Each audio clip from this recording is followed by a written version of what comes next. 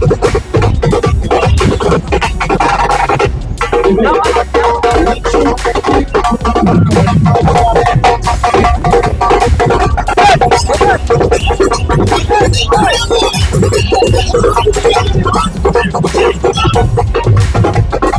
हां दोस्तों, बंगाल और असम के चुनावी नतीजों ने देश की सियासत में नई हलचल पैदा कर दी है। एक तरफ बीजेपी जीत के जश्न में डूबी हुई है, दूसरी तरफ कांग्रेस तंज कसते हुए इसे बदलाव की बयार बता रही है। लेकिन इन नतीजों का असर उत्तराखंड की सियासत पर कितना पड़ेगा? क्या यहां भी बदलेगा राजनीतिक माहौल?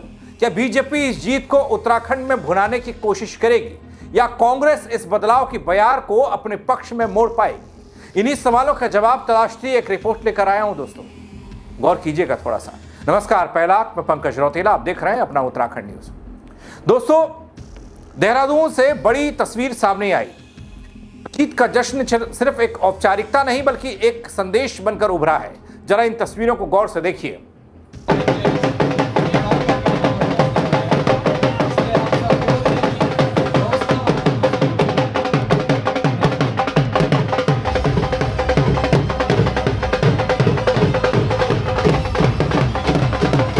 जी हां दोस्तों, बीजेपी का जश्न रुद्रपुर और देहरादून में जमकर देखने को मिला। सीएम धामी पश्चिम बंगाल, असम और पुडुचेरी में मिली ऐतिहासिक जीत को कार्यकर्ताओं के साथ मिलकर सेलिब्रेट करते दिखाई दिए। ढोल नगाड़े बज रहे हैं, कार्यकर्ताओं का उत्साह देखिए। जीत की खुशी में बांटी जा रही मिठाइयां, दून में माहौल पूरी तरीके से जश्न में डूबा हुआ नजर आया। लेकिन इस जश्न की सबसे खास बात रही झालमुड़ी। जी हां, वही झालमुड़ी जिसका जिक्र देश के प्रधानमंत्री नरेंद्र मोदी ने बंगाल की धरती में किया था, अपने चुनाव प्रचार के दौरान किया था और एक दुकान में जाकर खाई भी थी। आज उसी अंदाज में जीत की खुशी मनाई जा रही है, साझी की जा रही है। इस मौके पर मुख्यमंत्री धामी ने साफ कहा कि यह जीत किसी एक नेता की नहीं बल्कि कार्यकर्ताओं के समर्पण और जनता के अटूट विश्वास की जीत है। गंगोत्री से गंगा सागर तक का एक बड़ा सा पोस्टर लगा दिया। उस पोस्टर को लगाकर यह बता दिया, भगवा परचम लहराएगा।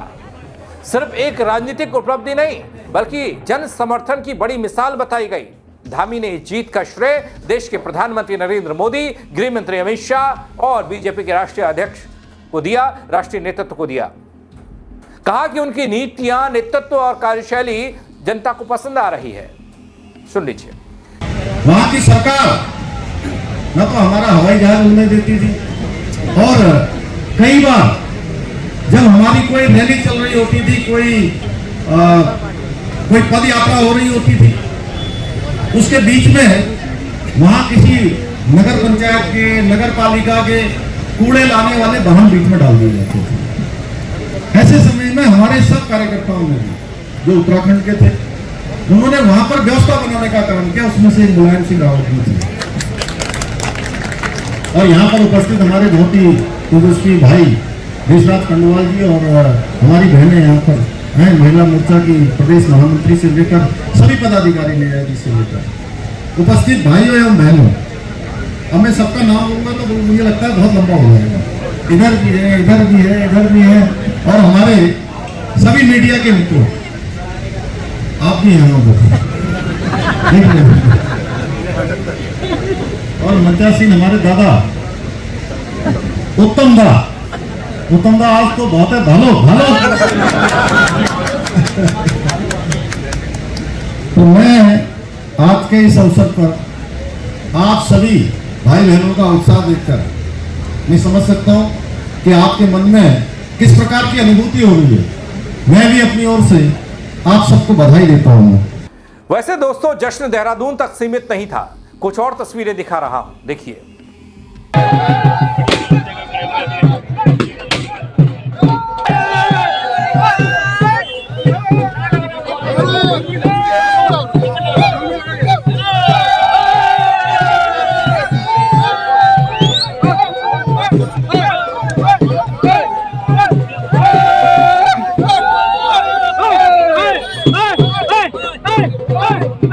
दोस्तों, रुद्रपुर विधायक शिव अरोड़ा ने जश्न मनाया, अपने कार्यालय पर मिठाइयां बांटी, इजहार किया। इस दौरान ढोल नगाड़े बज रहे थे, विधायक ने खुशी मनाई, साथ ही आतिशबाजी खूब हुई। क्या कहा है इस जीत पर, इस जश्न पर, बता रहा हूं आपको। देखिए, एक ऐसी विजय जिसका बहुत बरसों से इंतजार था, देश के प्रधानमंत्री नरेंद्र मोदी के नेतृत्व में, गृह मंत्री अमित शाह जी के नेतृत्व में और भारतीय जनता पार्टी कार्यकर्ताओं की अथक मेहनत।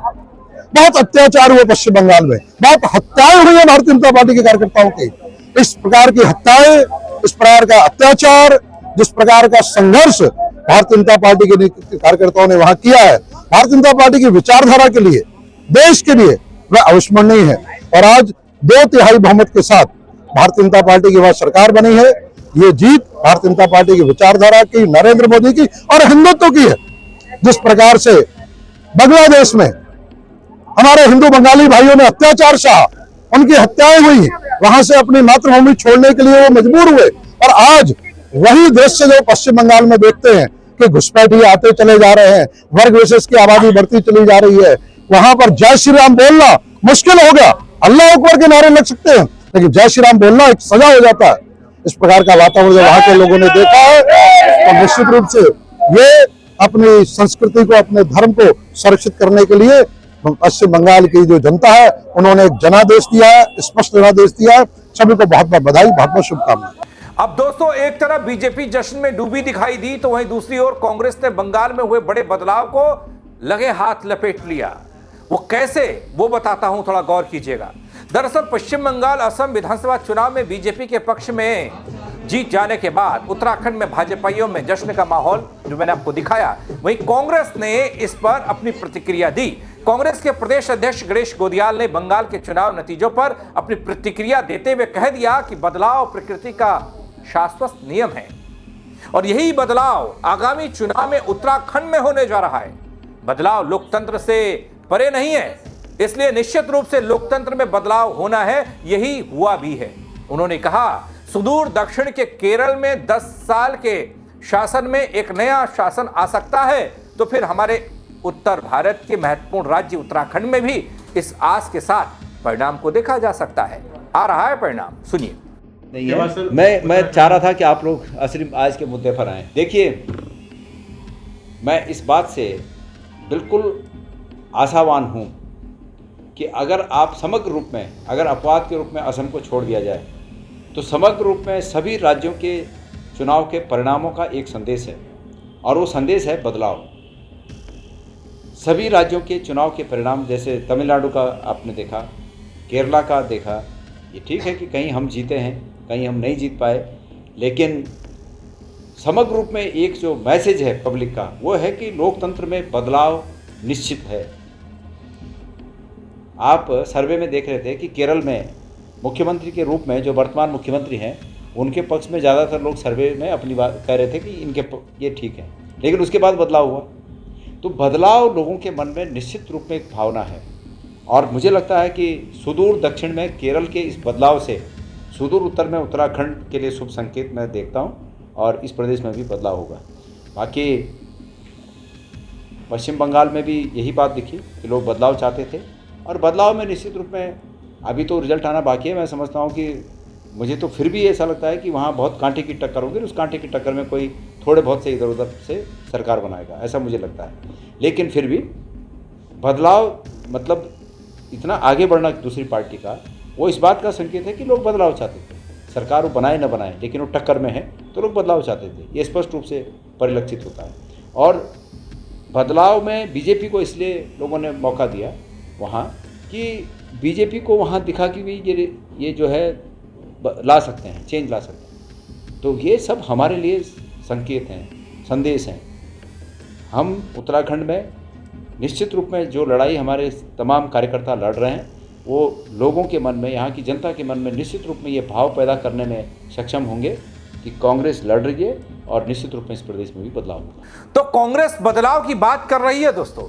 उत्तराखंड में 2027 विधानसभा चुनाव में बदलाव होगा क्या, और कितना बदलाव होगा, कैसे हो सकता है, ये तो वक्त ही बताएगा। लेकिन चुनावी नतीजों ने उत्तराखंड की राजनीति को जहां नई उम्मीदें दी हैं, वही सवाल इस बात का भी है, क्या बीजेपी की चुनावी रणनीति जो विपक्षियों को चारों खाने चित कर रही है, ऐसे में उत्तराखंड के लिए वो कौन सी रणनीति बीजेपी इस बार आजमाएगी, बनाएगी, क्योंकि इस बार बीजेपी उत्तराखंड में हैट्रिक की दहलीज पर है। तो वहीं कांग्रेस दगड़ियों एक दशक से सत्ता के लालसा में छटपटा रही है, सत्ता का रास्ता तलाश रही है। बहरहाल दोस्तों, सियासी रणनीति को लेकर क्या कहेंगे आप? कांग्रेस की, बीजेपी की, अपने उत्तराखंड को लेकर जरूर बताइएगा। कितना फर्क डालेंगे ये नतीजे? क्या होने वाला है अपने उत्तराखंड में? क्या कांग्रेस के दांव में लगती है कोई सच्चाई, इतना दम है, या फिर बीजेपी फिर से रिपीट होगी? कमेंट के जरिए बता सकते हैं दोस्तों। शेयर कीजिएगा इस खबर को, तस्वीर को, और लोग भी देखें, अपनी राय दें। और फेसबुक पर देखेंगे तो फॉलो कीजिएगा, यूट्यूब पर देख रहे हैं सब्सक्राइब कीजिएगा। मेरे साथ जुड़ने के लिए आप सबका बहुत शुक्रिया। जय उत्तराखंड दगड़ी।